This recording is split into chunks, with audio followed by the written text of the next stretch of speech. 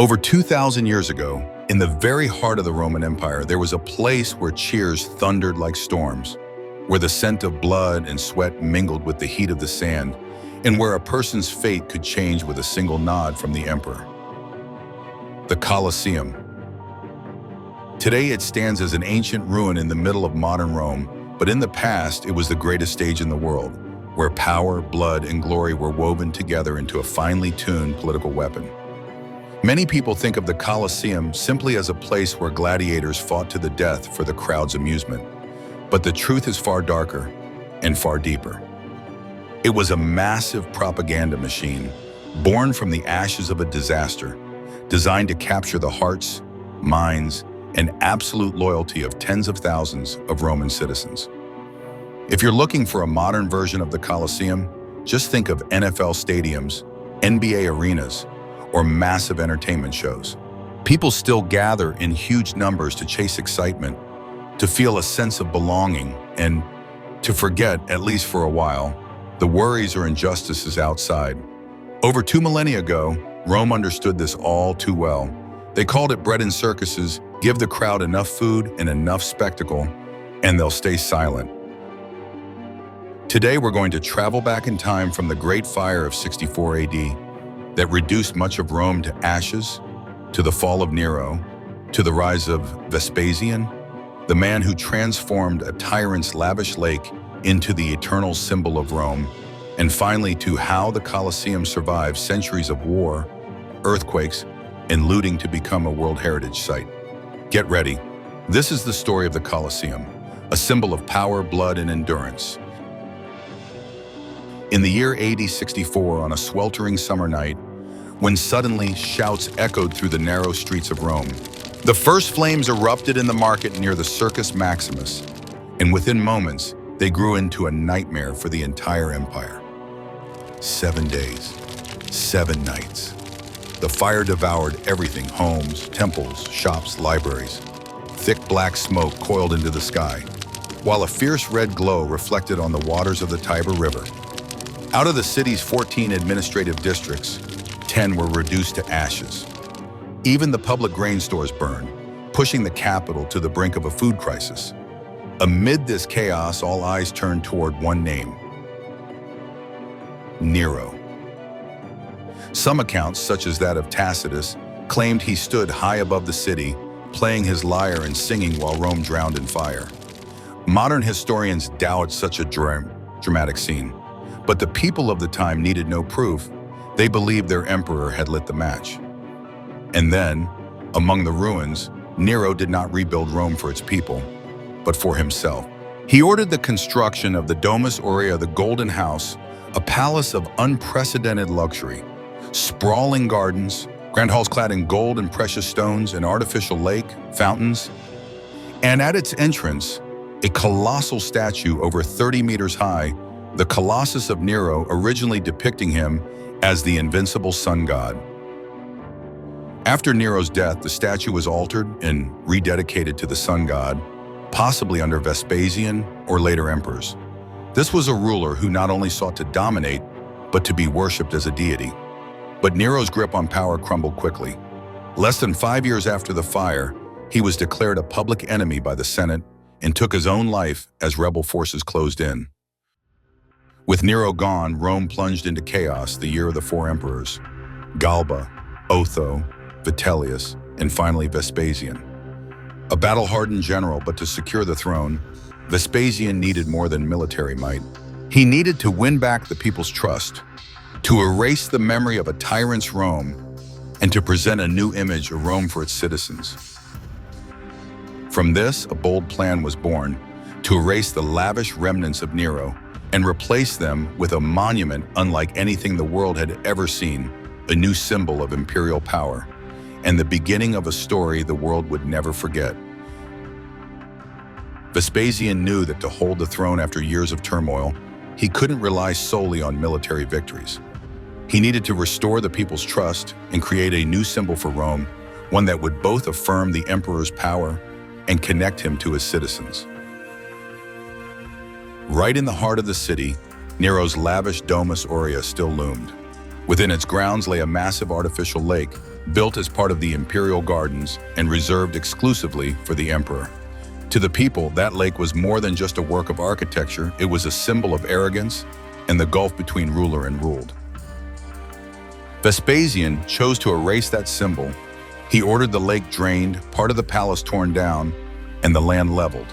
And on a site that had once belonged to a single man, he built the Amphitheatrum Flavium, the greatest arena the world had ever seen, open to tens of thousands of Roman citizens. This was not merely a construction project, it was a political statement written in stone and blood. The center of Rome would no longer be the private landscape of an emperor, it would be the shared space of the Roman people. Vespasian also understood the power of entertainment as a tool of governance. In the Colosseum, he offered free spectacles, gladiators locked in combat, wild beasts from across the empire hunted down, and Roman myths brought to life in epic reenactments. At the same time, the poor were given bread, food, and gifts. This was bred in circuses and unspoken pact. The state gives you sustenance and spectacle. In return, you give it your loyalty and your silence. Look broadly, and you'll see this principle still alive in the modern world. From the Super Bowl watched by millions to multi-day music festivals, power still knows how to harness collective excitement, to steer public attention, and sometimes to mask the issues no one wants to discuss. With the Colosseum, Vespasian didn't just build an architectural marvel. He created a sophisticated instrument of power, perfectly disguised beneath the dazzling facade of joy and unity.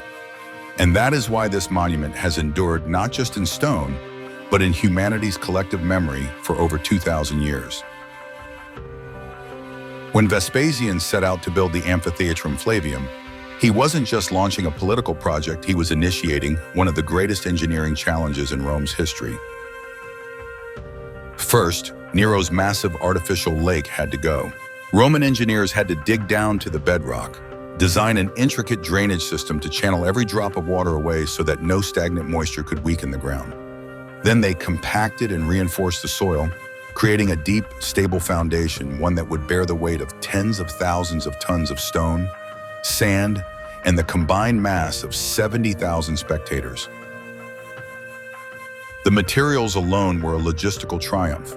The outer skeleton was made of ivory-white travertine quarried from Tibur, more than 30 kilometers from Rome. Massive stone blocks, each weighing several tons, were cut to standard sizes, hauled by ox-drawn carts over days of travel, and fitted together with near-perfect precision. Inside, they used lighter volcanic tuff stone to reduce load, and opus cementitium, Rome's legendary concrete, so durable that modern engineers are still studying its formula today. In terms of design, they employed a system of semicircular arches and modular construction. These arches evenly distributed weight, allowing the structure to stand without interior support columns, creating an open, airy space with free-flowing movement. Thanks to its modular design, multiple teams could work on different sections simultaneously, speeding up construction dramatically. The result? In just about 8 years, AD 7280, the Colosseum was inaugurated under Emperor Titus, even though some features, such as the hypogeum, underground complex, and the uppermost tier, would be completed later under Domitian. Even by today's standards, this was an impressive pace. For comparison, many major stadiums in the United States, like SoFi Stadium in California, take nearly 4 to 5 years to build, despite modern machinery, technology, and thousands of workers. The Romans, with nothing but wooden cranes, rope pulleys, and sheer manpower, created a structure that has endured for nearly 2,000 years. If today's NFL or NBA arenas are the temples of modern sports, then the Colosseum is their monumental ancestor, a lasting reminder that when power and engineering converge, the result is not just a building, but a legacy carved in stone. Imagine you are a Roman citizen in the 1st century AD. Today, the city is electric with energy. From every street, tens of thousands of people pour into the center toward the newly inaugurated Amphitheatrum Flavium, towering as if defying the passage of time. From a distance, its white travertine walls gleam under the blazing sun. Massive columns rise skyward, and 80 arched entrances stand wide to welcome the flowing crowds. You step through one of these gates, and instantly, the world changes. A roar like thunder crashes from the stands. Drums pound in relentless rhythm. Trumpets blare in echoing waves. The air is thick and hot, scented with the sharp tang of freshly laid sand mixed with sweat, and here and there the faint sweetness of incense and herbs, the perfume of power, masking the blood soon to stain the arena floor. As your eyes adjust to the light inside, you realize the Colosseum is not just an architectural wonder, it is a message carved in stone. Every tier of seating, every row tells you exactly where you belong in Rome's hierarchy. Senators sit in the lowest tier, right at the edge of the arena, not only to see, but to be seen. Above them, the equestrian class, wealthy, but without the political clout of the Senate.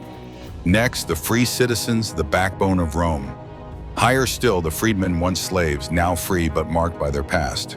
And at the very top, on wooden benches or standing in the open, are women and the poor farthest from the center of power, yet still firmly under its watch. You have not come here merely to watch, you have come to be reminded of your place. And Rome wants to make sure that from your seat, you will never forget it. Then your eyes are drawn upward. At the very crest of the amphitheater, a forest of masts rises like the rigging of a great warship.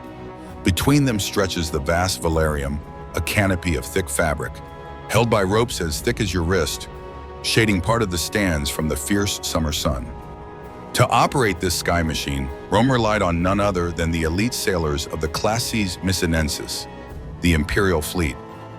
Men who once set sail on the open sea now pull and adjust the great canopy above the arena, working in perfect coordination like a crew on deck. As the shade settles over you, the air feels cooler, but the atmosphere grows hotter. The drums beat faster. A trumpet call rips through the air like a blade. The entire crowd shifts in unison. You know, Rome's gates of hell are about to swing open, and a day of blood, of roaring voices, and of imperial power is about to begin. A trumpet blast pierces the air. The entire Colosseum seems to tremble. From the underground gates beneath the arena floor, a squad of Venatores, professional hunters, emerges, their armor gleaming in the sun. They are not here to fight men, but creatures brought from the farthest edges of the empire. Lions and leopards from Africa, sometimes even Parthian tigers, Germanic bears, Numidian elephants, Nile crocodiles, and on rare occasions, rhinoceroses or giraffes. The great wooden gates swing open. From the darkness of the hypogeum, the first beast charges forward, its roar merging with the shouts of tens of thousands of spectators. These hunts are never fair. Sometimes one fighter faces 3 or 4 animals at once. Blood spreads across the scorching sand. A massive elephant collapses, and the crowd leaps to its feet, screaming in a frenzy. For the empire, this is more than entertainment, it is a declaration. Rome is mightier than any creature on earth. Before the scent of blood has faded, the stage transforms. Now it is time for public executions. But here, death sentences are never simple. They are staged as elaborate dramas, blending mythology with brutality. A condemned man might be dressed as Orpheus, only to be torn apart by wild animals instead of charming them with music. Another could take the role of Prometheus, chained while a vulture feasts on his flesh. Some are crucified, burned alive, or forced to fight one another to the death. These are punishments, yes, but also theater, designed as a public warning: defy Rome, and destruction will follow. By the afternoon, the gladiators take the stage, the very soul of the Colosseum. Not all are slaves. Many are octorati, volunteers who sign contracts, trading their freedom for a chance at money, fame, or a new beginning. They live under strict military discipline, grueling training, regulated diets, and constant medical care to keep them in fighting form. Each gladiator belongs to a distinct class with its own weapons and fighting style. Murmillo, large shield, short sword. Retiarius, net and trident, quick and agile. Secutor, designed to hunt the retiarius with a helmet that protects against the net. Thracian, curved sword and small shield, striking with precision. The fights are real, but not always to the death. Many end with surrender or a grant of mercy, especially when a fighter is popular with the crowd. The final decision sometimes rests with the emperor himself. From the imperial box, he watches, listens to the roar and gestures of the crowd, and then signals. A nod can spare a life. A shake of the head ends it.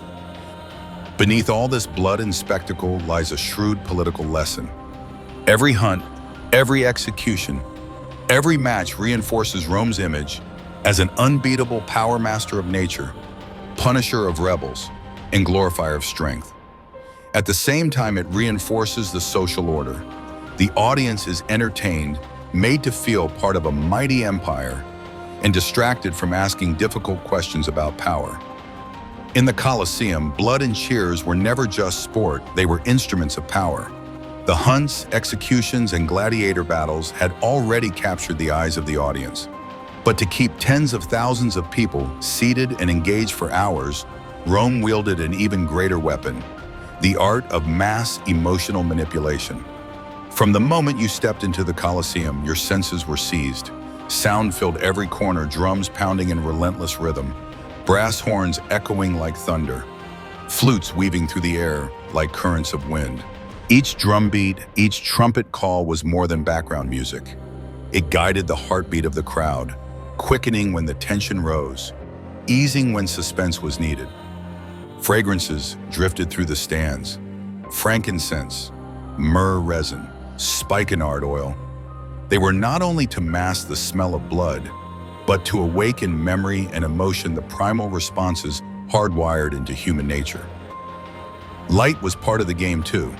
When the massive velarium was drawn across the sky, sunlight filtered through the fabric, casting overlapping patterns of light and shadow. The Romans may well have used this to create visual effects that guided the audience's focus, though no direct records confirm it. One side of the arena could be plunged into shadow to conceal backstage preparations, while another could blaze with light to highlight a decisive moment. And then there was silence, a weapon more powerful than any shout. Just before a gladiator delivered the killing blow, or before a condemned prisoner faced execution, the crowd would suddenly go silent. The entire arena seemed to hold its breath. Every eye locked on the center, every heart waited for one thing, and when it came, the release was explosive, like a floodgate bursting open. This is anticipation, that taut thread between waiting and satisfaction, still used today in modern shows like the Super Bowl halftime show. Keeping the audience suspended between expectation and payoff is the key to making sure they never look away. The Colosseum was a total theater. Light, sound, scent, and rhythm all orchestrated like a symphony, with the audience not only as spectators, but as part of the performance itself. And what Rome wanted was not simply entertainment, it was discipline. When you are swept up in the spectacle, when your emotions are guided beat by beat, you are far more likely to accept whatever message is delivered. 2,000 years later, this principle is still alive. Concerts, sporting events, parades, they all use the same formula. When the crowd is entertained and emotionally connected, they are also more compliant. And in the Colosseum, the perfection of this formula had already been achieved by the 1st century AD. The Colosseum was once the beating heart of Rome, a place where blood, power, and glory merged into one. But no empire, no matter how mighty, can escape the law of decline. In 404 AD, under growing pressure from Christianity, Emperor Honorius ordered an end to the gladiatorial games. Even so, Venationes, the wild beast hunts, continued for several more decades. The bloody spectacles, the very soul of the Colosseum, faded away. No more clashing swords, no more frenzied cheers. The arena had lost its original purpose. In the centuries that followed, the Colosseum was no longer a temple of power. It became whatever Rome needed it to be, a military fortress in times of war, housing for noble families like the Frangipani, a warehouse, workshop, even a stable. Parts of the structure that could no longer be used were dismantled. Massive travertine blocks were taken to build palaces, churches, and according to some traditional accounts, even St. Peter's Basilica in the Vatican. The iron clamps that once held the stones together were pried out, leaving the pockmarks that can still be seen today. In 1349, a devastating earthquake brought down nearly the entire southern wall of the Colosseum. Huge sections of masonry collapsed, sending rubble tumbling into the streets. Many thought this was the end, but the Colosseum still stood not whole but proud, like an old warrior covered in scars. Time passed and nature began to reclaim the site. By the 15th century, botanists made an unusual discovery. Dozens of rare plant species had taken root in the cracks of the Colosseum's weathered stones. Their seeds had traveled from across the empire carried by wild animals, soldiers, and merchants centuries earlier. For a time, the Colosseum became a kind of natural botanical garden, a living reminder of the diversity Rome had once spread across the world. In the 17th century, the Pope sought to redefine the meaning of the arena. A Via Crucis, Stations of the Cross, was installed inside, and the Colosseum was declared a site of Christian martyrdom. While historians still debate the accuracy of this claim, the decision effectively halted the quarrying of stone and marked the beginning of preservation efforts. But it wasn't until the 19th century, with the rise of the Risorgimento movement in Italy's path to unification, that the Colosseum truly regained its symbolic power. By then, it represented not just ancient Rome, but the very identity of the Italian nation. Restoration work, archaeological excavations, and structural reinforcements began, each stone pulled back from the brink of collapse. From a theater of death, the Colosseum had become a monument of civilization. From a plundered ruin, it had become a World Heritage Site. And from a scar of history, it had transformed into a symbol of endurance. More than 2 millennia have passed. Empires have fallen, cities have been buried beneath the dust of history. Yet the Colosseum still stands not whole, but unbroken, like a silent witness to the passage of time. Today, millions of people from all over the world come here each year. They walk through its ancient arches, run their hands across cold stone, and gaze down at the empty arena. A place that once thundered with wild cheers, the clash of steel and the roars of fierce beasts. From an arena of blood and power, the Colosseum has become a monument to human wisdom and memory. It no longer serves to divide or to oppress, but to remind us power, if left unchecked, can turn human beings into spectators of their own brutality. But the greatest lesson the Colosseum leaves us is not in its walls of stone, it is in the meaning it carries. Architecture is not just construction, it is a language of power. In the right hands, it can unite and inspire. In the wrong hands, it can become a tool of manipulation and control. Look around our world today. We still build new Colosseums, stadiums, public squares, theaters, and even massive media platforms. They can connect millions, but they can also shape how we think, feel, and believe. And so the question of history still echoes into the 21st century. If you were to build a Colosseum for this age, would you use it to unite or to control? Your answer will not only define the structure you create, it will define who you are and the legacy you leave for the generations to come. If this story has made you see the Colosseum in a new light, leave a comment and tell me which part spoke to you the most. Don't forget to subscribe, turn on the notification bell, and share this video with someone who loves history, because every share is another chance for this story to live again. History is not just cold stone, it is a mirror reflecting the present. And when we look deeply into it, we don't just understand the past, we can see the path ahead.